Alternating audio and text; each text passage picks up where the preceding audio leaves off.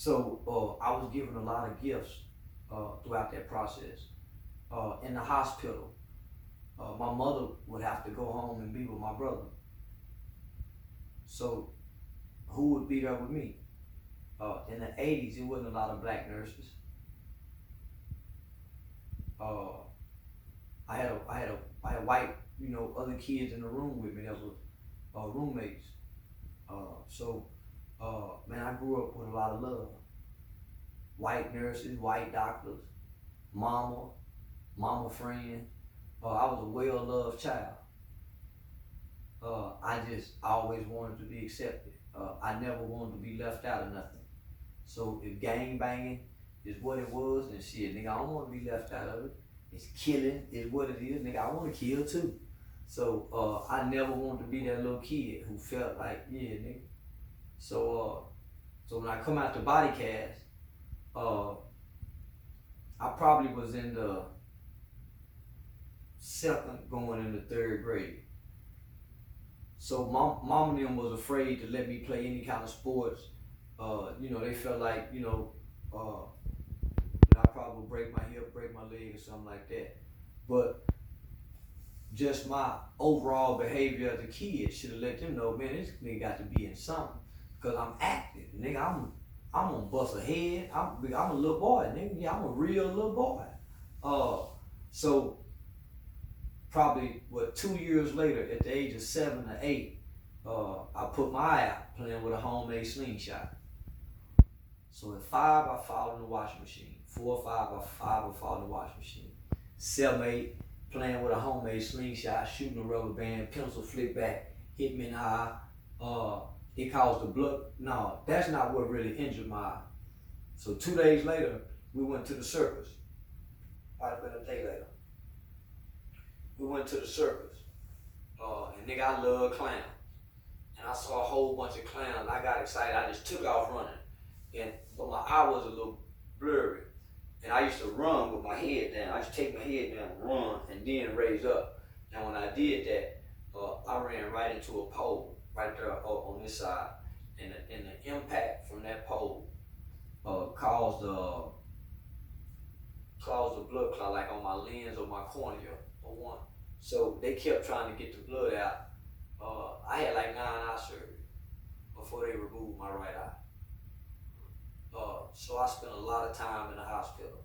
I spent a lot of time having surgeries. Man, Skool, I vaguely remember school. So from 3rd, 4th, 5th, I think 6th grade, like 1988, 88 probably was my last surgery, and they finally took the eye out. I remember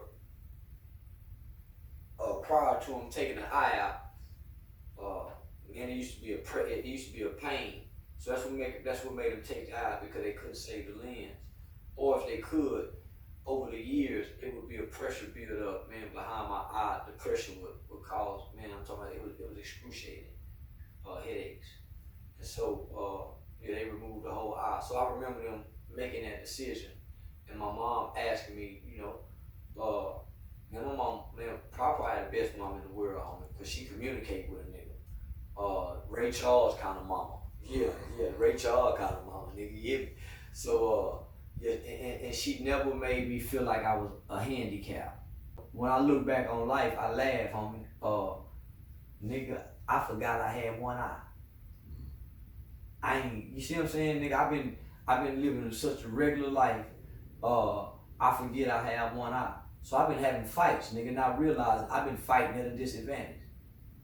So I didn't know that as a kid. Nigga, but that's because my mother gave me that I never felt less than. And so when I lost that eye in the 6th grade,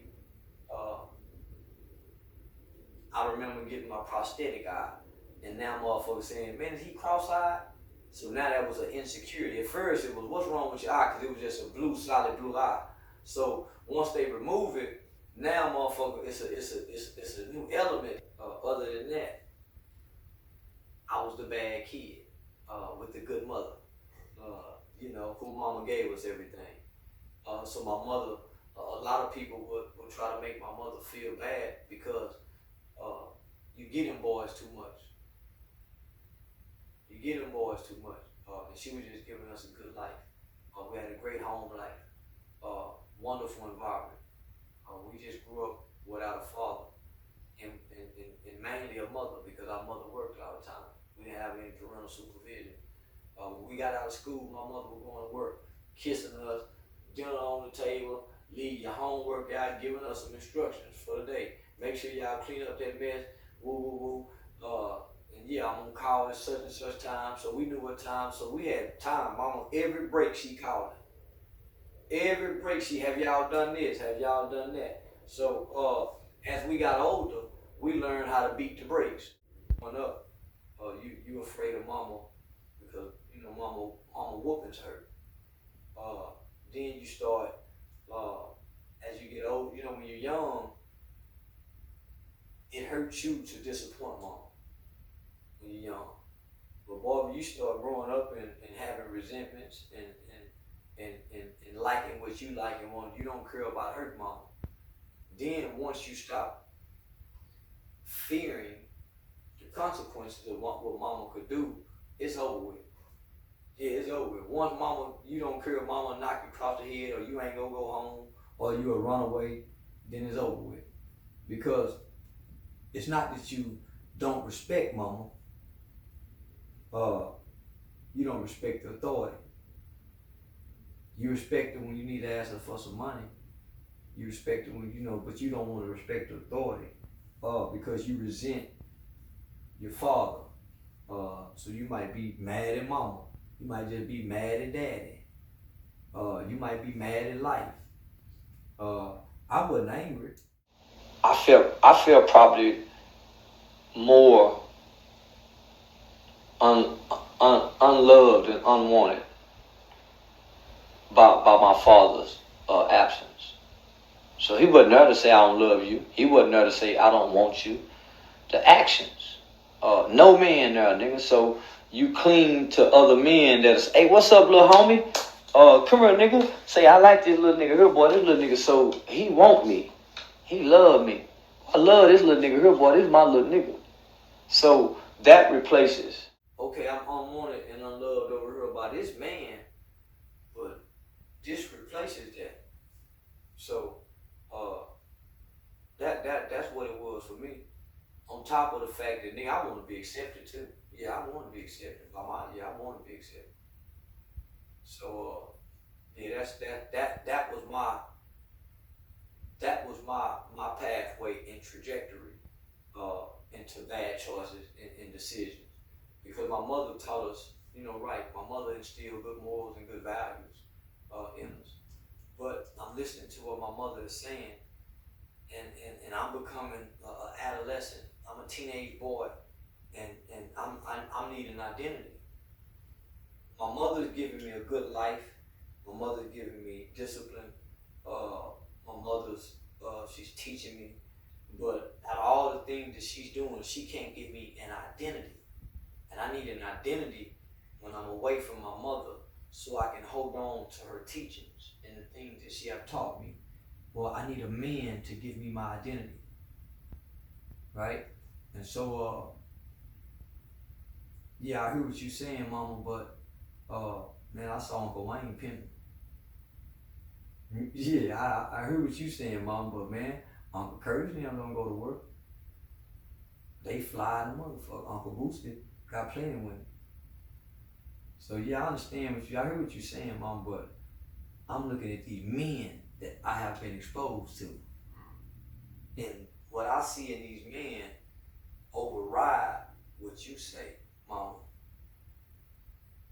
You see what I'm saying? So that's what happened to me, homie. Our culture shaped me. Yeah, I'm the product of black culture, nigga. In a single parent home, the traditions of black culture in America. Fatherless, so this is cultural. What I'm sharing. This ain't no. This is a typical story. So I lose my. I'm more aware because I'm in 6th grade, getting ready to go into the 7th grade. My 7th grade year. I was 1 year after having my eye removed, and now it's the first time in my school life that I won't be out of school for a surgery. So now I'm normal, I'm regular. So up until now, nigga, I'm in and out of surgeries from what? Nigga, when I fell in the washing machine at 5 till 6th grade. So from age 5 to the 6th grade, I'm really in and out of hospitals. So 6th grade was my first full year that I didn't have to be out of school for some time for some surgery. 7th grade, no more doctors. Yeah, no more doctors. So now I can play football. So I made the football team. But now, the culture is changing, right? The movie Colors had just dropped. The lyrics and rap is changing. Nigga discovered Ghetto Boys, NWA. So the culture is shifting in this tradition, this typical tradition, African American family. They're starting to shape the kids. There's a phenomenon that's taking place that nobody could have ever predicted would do what it was going to do to children. There was a thing they called rap music that came. And there was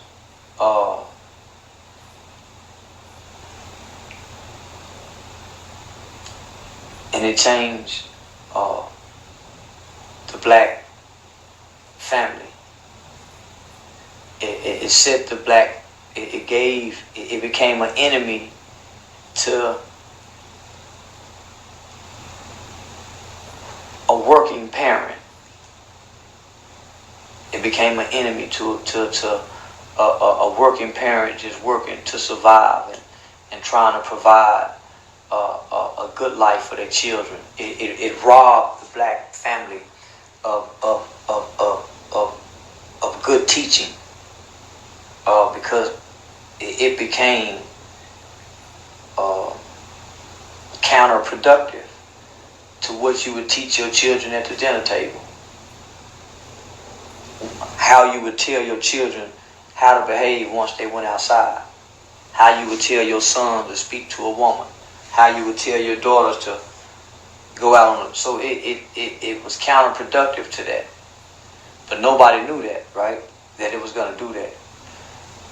We were the guinea pigs. So nigga, we sitting at home with the earphones on, being indoctrinated. Then we pull the earphones off and cut the television on. It's being propagated. Being propagated to us. We're being bombarded with images of Uncle Wayne. Pimping. Prostitution. Drug dealing. So, man, I was a kid who studied all that, watched all the movies, looked at all the characters. Could recite all the words. And so, that's where I used to, that was the basis of where I tried to draw my identities from. All those characters. Yeah, all those characters, homie. So, that's when I left Mama's porch. Mama's teachings didn't make sense to what I was seeing, what I was exposed to, what was given to me. So, when my mother began to grow and make changes from a spiritual side of things, she started changing as we was changing, right? There was a term that started coming about, tough love. People started using the word tough love. My mama went and learned that word somewhere. Nigga, I don't know where the fuck mama learned that word from. It was about 1990, 1989. Man, mama started being mean. She started saying no. She started, man, we ain't understand that. Tough love, man, she sounded crazy. But that term, that concept was starting to be developed, and then on the flip side of that, you had Hillary Clinton, who sent a shockwave through America, and said that there's a wave of children that's gonna be born, and these children are gonna be super predators. She said that these children are gonna be, they're gonna be bigger, they're gonna be faster, they're gonna be stronger criminals, and they're gonna be heartless than ever before, and they're gonna be incorrigible. And the word incorrigible means that they wouldn't go be able to change. And so it sent a shockwave through America.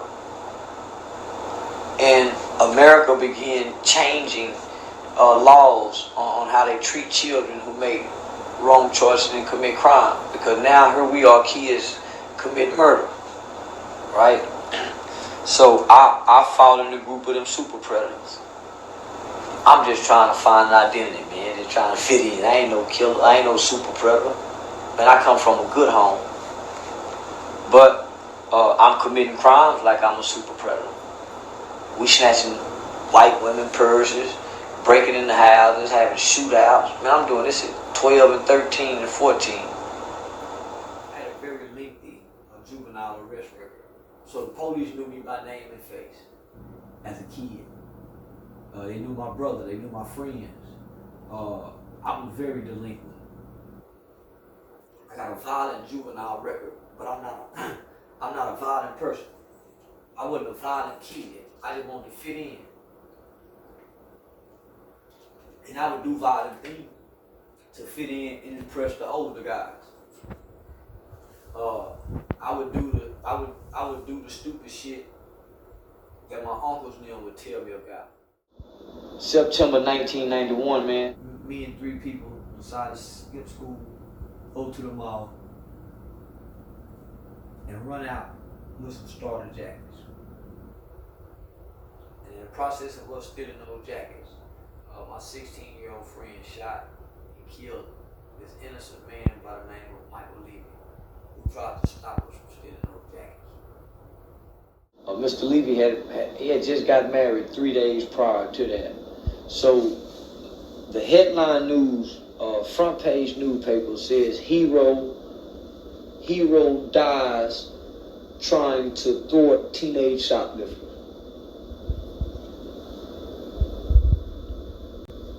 I became one of the first children in Fort Worth, Texas, in Tarrant County, to be tried and adjudicated for the crime of murder. We were charged with capital murder. My 3 co-defendants were all tried as adults.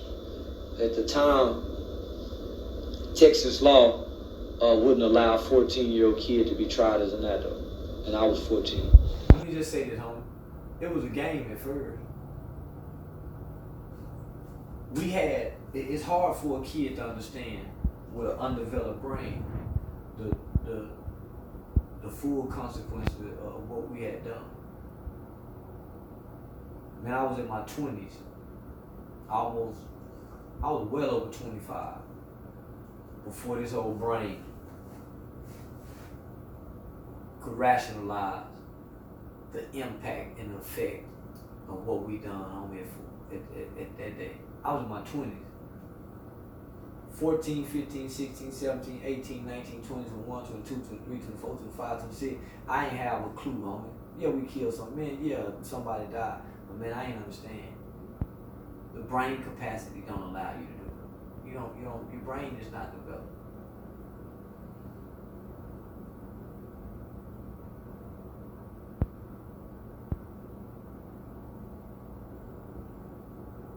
We had one of the biggest crimes as children during that era.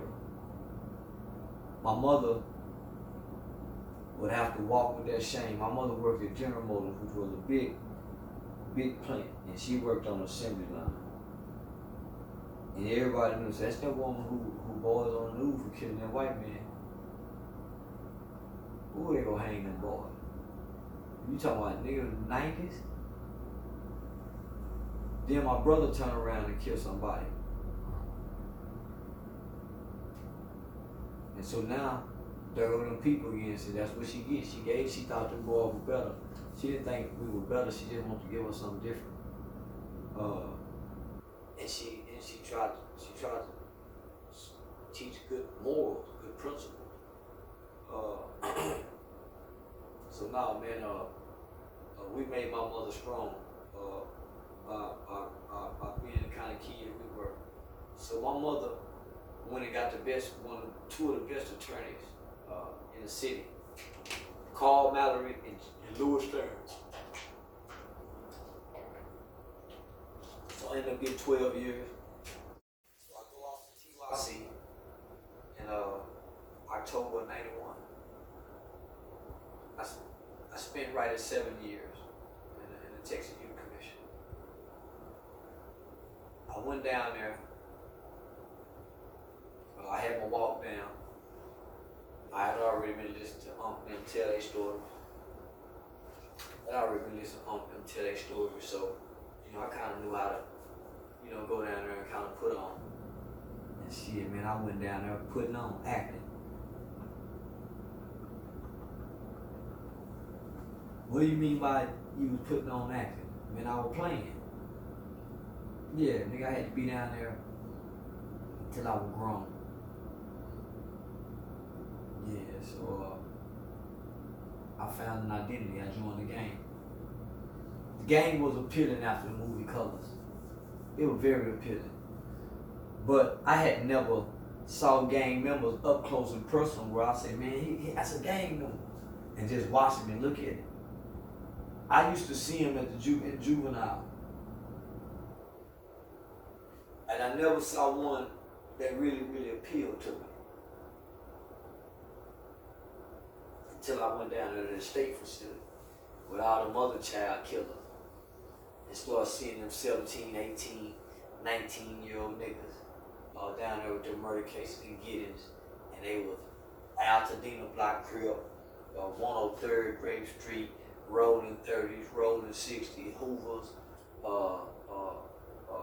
original Swamp Compton Cribs, say, man, they had everything in out. And so, looking at it, it started appealing to me. Cause now it's up close and personal now. I get to see, man, the camaraderie, the handshake. When they had the fun days, everybody got there. So now I want in. Man, I don't want to be left out. So, I started getting them old niggas' attention. And those niggas got some heart. Yeah, just like, I'm used to playing this role. So I went over all the, the bigger niggas. And shit, I choose rolling 60. And so, OG's in, they put me down with it. And shit, nigga, they were like going to the pros. Yeah, I excelled in there. And worked my way up to the hierarchy. I wanted to go to prison because I thought prison was a part of manhood. I thought prison would make you a man, nigga. And you come home and everybody celebrate you. Yeah, so I wanted that. I really wanted that. So I spent most of my time on it, trying to go to prison. My brother was there, my homeboy, Jason Anderson, them was right there, was opening me. And they made it sound fun. Yeah, they made it sound fun. Nigga, like me was missing out on something. Remember, I don't want to miss out on nothing.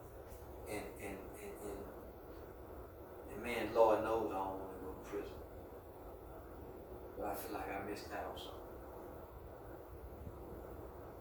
See what I'm saying? Because our culture say, just what that is if you want to be this. So first thing, if you talking like, man, this what that is, and somebody say, man, have you ever been to prison? You ain't done no time in prison, you ain't made it in prison. So that's the culture now. So Yeah, I feel like I missed that.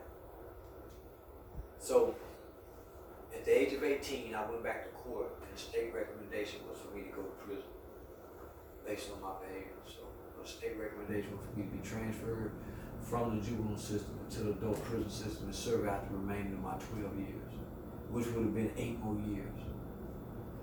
When 8 more years left, I probably would have came up for parole real quickly. So rather than sending me to prison, I was committed back into the custody of the Texas Youth Commission, where I stayed almost another 3 years. Nigga, I wish I would have went to prison then, because I would have got out before the 3 years. But up until that point, I had never worked the programs. I was with the gang shit. When I went back, I started working the program in those 3 years. And nigga, I didn't take the program for 4 years. Nigga, it created this, what y'all see. So I get out in 1998. I hadn't been to prison. I don't have any felony convictions. My record is sealed. In the state of Texas, by law, our record is automatically sealed, thanks to our governor and Richards. So I got out only trying to find an identity, struggling with trying to find an identity, because remember, I'm somebody in there. These niggas out here selling dope, they got gold Dayton's. That's what make these niggas somebody. I was cute in school, I wore nice clothes, but if you ain't got gold chain with the gold teeth, ring on the car, you ain't nobody in this culture. So I took to the streets, I'm trying to find an identity. As most of us do. So I started having children around the age 25. Had my son.